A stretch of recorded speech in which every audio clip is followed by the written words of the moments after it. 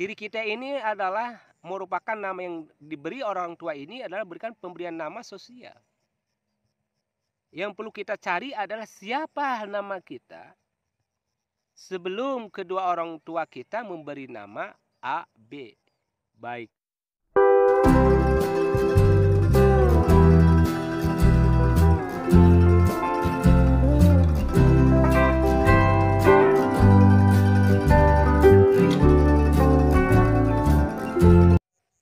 Assalamualaikum warahmatullahi wabarakatuh. Sahabat yang dimuliakan oleh Allah, kami senantiasa mendoakan para sahabat, senantiasa sehat walafiat, keluarga baik istri maupun anak, dan Allah senantiasa melimpahkan rezeki kepada para sahabat semuanya, sehingga kita senantiasa bisa bersilaturahim dalam keadaan apapun. Sahabat yang dimuliakan oleh Allah, dalam pertemuan ini kami mencoba untuk berbagi, memahami tentang ketauhidan keiman kita kepada Allah dari sisi ilmu pengetahuan, yaitu tata bahasa Arab yang sering dikenal dengan namanya ilmu nahwu. Kami yakin bahwa salah satu pengetahuan yang tertulis yang senantiasa dikaji, yaitu diantaranya ilmu nahwu, itu memiliki persambungan dengan yang namanya tauhid. Oleh karena itu, kami akan mencoba memahami sisi daripada tauhid ini. Semoga sahabat semuanya berkenan dan minimal memberikan sebuah wawasan baru, nuansa baru terhadap pengetahuan, dan pastinya semakin yakin bagi diri kita bahwa dalam setiap ilmu pengetahuan tersimpan nilai-nilai keilahian. Semoga sahabat semuanya senantiasa mendukung kami dan kami juga senantiasa mendukung Anda. Perkataan dalam tata bahasa Arab atau ilmu nahwi terbagi ke dalam 3 bagian. Yang pertama ismun, yaitu kata benda. Kedua fi'alun, kata kerja. Ketiga harfun, yaitu huruf. Dari ketiga konteks ini, ketiga poin yang akan kita bahas, yang pasti sahabat semuanya telah mengenal kaidah dalam tata bahasa Arab. Sementara dalam penjelasan ini, kita akan melihat tata bahasa Arab, yaitu nahwu, dari sisi tauhid. Dalam artian bagaimana kita mengambil ilmu tata bahasa ini memperkuat terhadap keimanan kita, khususnya kepada Allah Subhanahu wa Ta'ala. Karena dengan ilmu semiotika maupun ilmu lain yang berhubungan dengan bahasa, maka akan terbuka tabir pengetahuan dari ilmu nahwu itu adalah bisa memperkuat terhadap tabir keilahian, tabir ketuhanan. Sahabat yang dimuliakan oleh Allah, pertama kami mengucapkan terima kasih kepada para sahabat semuanya. Dari Aceh sampai Papua, khususnya ada di wilayah Nusantara, umumnya kepada sahabat kita juga yang ada di ASEAN, maupun negara-negara yang lain. Terima kasih atas dukungannya kepada kami, senantiasa memberikan dukungan, baik berupa imateri, yaitu dengan subscribe, like, dan senantiasa memberikan komentar terhadap setiap video yang telah kami buat. Ini semua adalah tiada lain ada sebuah ikatan batin antara kita dalam konteks mempelajari ilmu untuk mengetahui lebih dalam terhadap perjalanan hidup manusia. Sahabat yang dimuliakan Allah, dalam pembicaraan pertama ini kita akan membuka yaitu kata ismun, kata benda. Kata ismun itu terdiri dari 3 huruf. Huruf alif, huruf sin, huruf mim. Kalau kita artikan huruf alif, sin, mim atau kata ismun, Yang pertama, alif is kemudian ditambah mim. Is yaitu alif dan sin yadullu ala harfil awal wal akhir fil Quran.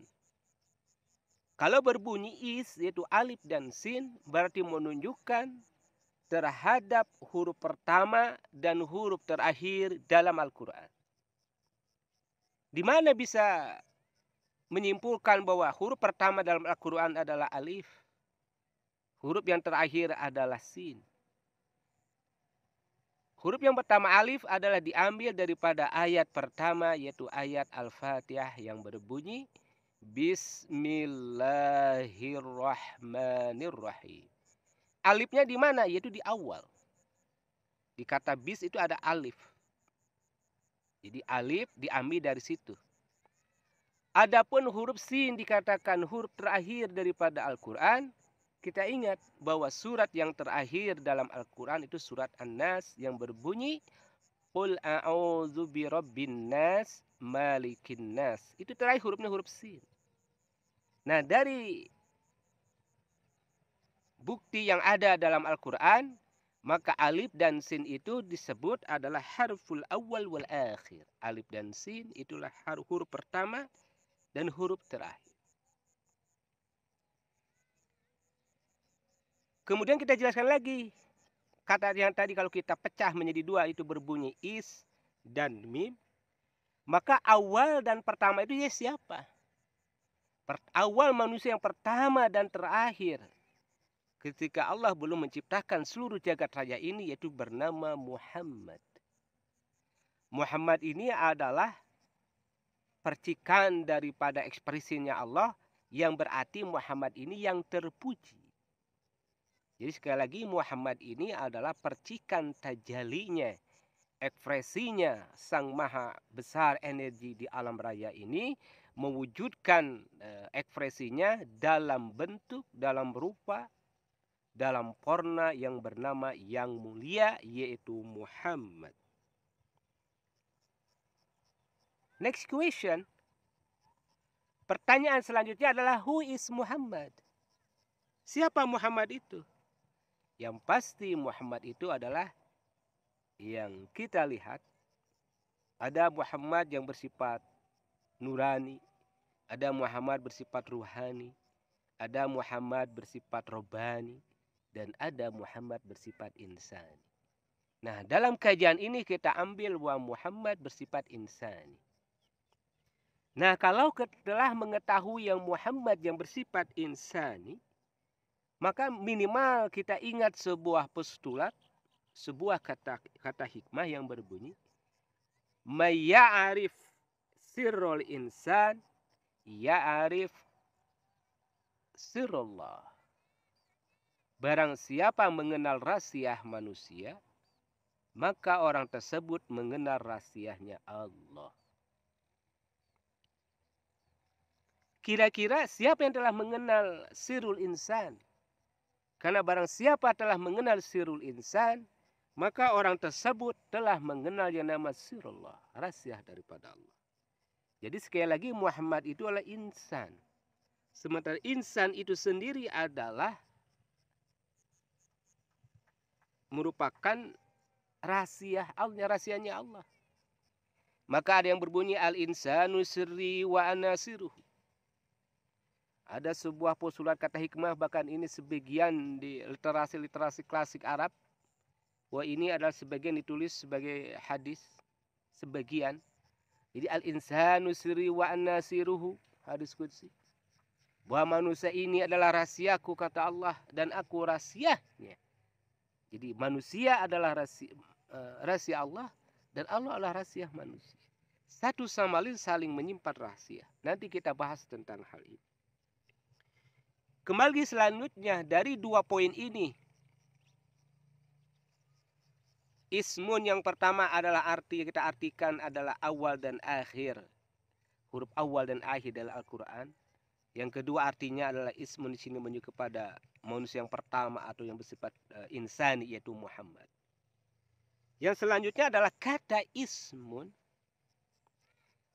sering diartikan artinya adalah nama. Maka dalam bahasa Arab sering ada pertanyaan mas muka, siapa namamu? Nah sekarang kalau kata nama itu juga, nama ini adalah bisa juga berarti adalah artinya mana nama ini gitu. Kalau nama ini ya mana nama yang sejati ini. Diri kita ini adalah merupakan nama yang diberi orang tua ini adalah berikan pemberian nama sosial. Yang perlu kita cari adalah siapa nama kita sebelum kedua orang tua kita memberi nama A, B. Baik Ujang, Asep, atau Agus. Misal kalau di Tatar, Sunda Besar. Atau mungkin sebagian Tatar Sunda Kecil, mungkin namanya siapa lagi. Nah orang-orang tua memberikan nama kepada anaknya tadi misal Agus, Ujang, Asep. Yang perlu cari adalah siapa kira-kira nama kita dulu sebelum dikasih oleh orang tua. Nah nama ini harus kita cari. Karena nanti kita dipanggil di alam yang akan kita lalui. Baik di alam arwah, baik di alam nur, baik di alam rabbani, maupun di alam insani, semuanya memiliki nama. Dan terakhir kita di alam dunia ini, kita mempunyai nama. Kira-kira nanti kita mau namanya siapa? Kami yakin semoga sahabat semuanya telah mengetahui nama-nama itu. Dan kami senantiasa mendoakan kepada para sahabat bahwa hal-hal tentang nama ini diketahui secara seksama sebelum akhir kehidupan berakhir mendatangi kehidupan Anda. Sahabat yang dimuliakan oleh Allah, kita lanjut. Kata ismun yang tadi terdiri dari 3 huruf yaitu alif, sin, dan mim. Alif kalau kita tulis kodenya adalah alif kalau kita tulis kodenya yaitu seperti huruf 1 berdiri itu kodenya. 1. Berarti kalau 1 menunjukkan kepada wahid. 1. Namun ketika huruf yang 1 berdiri tadi ketika diucapkan maka dia berbunyi alif. Berarti berbunyi alif. Alif itu berarti terdiri dari 3 kata. Alif, lam, fa. Sementara ada tulisan alif, lam, fa ini kemungkinan pertama adalah bisa dibunyikan alfun. Alaf. Alfun atau alaf. Alaf berarti artinya adalah 1000. Namun kalau kita baca misalkan alif panjang, ya itu artinya adalah lembut. Nah, atau juga bisa dikatakan alif. 1 aja. Nah, berbunyi demikian yang tadi itu alif. Nah, sekarang kalau sin, huruf sin yang ditulis bisa dilihat seperti dalam gambar ini. Huruf sin ya, kodenya bisa sahabat semuanya yang telah belajar Al-Quran mengetahui bagaimana kode huruf sin. Sama huruf sin ketika diucapkan maka akan berbunyi 3 huruf. Sinun. Jadi ada sin, ada ya, ada nun. Maka kita ada dalam surat Yasin berbunyi Yasin. Sin, ya, nun. Sin, ya, nun ini ya dulu ala ismi ala wa huwa Muhammad. Sin di sini menunjukkan kepada makna arti yaitu Muhammad. Maka ada salawat ala Yasin Habibillah. Nah, ala Yasin Habibillah. Yasin siapa? Habibillah kekasih di kepada Muhammad. Sin ya. Kalau ditulis sin berarti Muhammad. Dan namun ketika sin ditulis ada secara kode ya bunyinya begini ya. Yang seperti umum dalam qiraah. Sin ya. Bisa arti adalah siun. Artinya adalah rahasia sirrun. Adapun huruf yang terakhir huruf mim. Kita diucapkan mim, iya mim, mim. Lebih banyak menunjuk kepada mim di sini adalah Muhammad. Jadi awal dan akhir itu adalah Muhammad. Nah, kesimpulan untuk sementara dalam video yang pertama ini tentang ismun dalam konteks tauhid. Jadi ismun di sini menunjukkan tentang eksistensi tajalinya Allah pertama kali yang bernama Muhammad, yaitu yang terpuji. Al-awwal wal akhir, yang terpuji, yang Muhammad. Jadi dalam tata bahasa nahwu, awal pembicaraannya adalah telah berbicara tentang Muhammad. Telah berbicara Muhammad yang bersifat insani, manusia. Kenapa bersifat insani? Karena next selanjutnya ada kata kerja dan kata huruf. Nanti kita sambung selanjutnya. Yang pasti dalam pembahasan yang pertama ini adalah kita akan ringkas secara sederhana bahwa perkataan dalam bahasa Arab, dalam tata bahasanya yaitu kata benda atau ismun, menunjukkan terhadap eksistensi insan yang pertama. Dalam hal ini adalah insan atau tajalinya Allah yang pertama yang bernama Muhammad. Sekali lagi ada Muhammad bersifat nurani, Muhammad bersifat ruhani, Muhammad bersifat robbani, dan Muhammad bersifat insan. Jadi tata bahasa dalam bahasa Arab sudah bicara tentang eksistensi manusia. Mungkin itu sementara dalam pertemuan yang pertama ini. Semoga sahabat semuanya bisa memahami dan mengambil hikmah dari pembahasan bahwasannya ilmu nahwu yang pertama atau perkataan yang pertama dalam tata bahasa Arab yaitu berarti adalah yang terpuji. Dan kami senantiasa berterima kasih kepada para sahabat yang senantiasa mensupport kepada kami, baik dengan subscribe, like, atau memberikan komen, bahkan menyebarkan video ini kepada sahabat-sahabat yang lain. Semoga kebaikan Anda menjadi amal kebajikan, baik di dunia maupun di akhirat.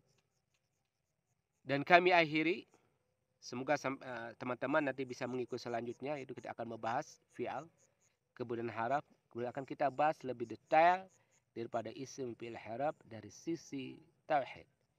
Kami akhiri, wassalamualaikum warahmatullahi wabarakatuh.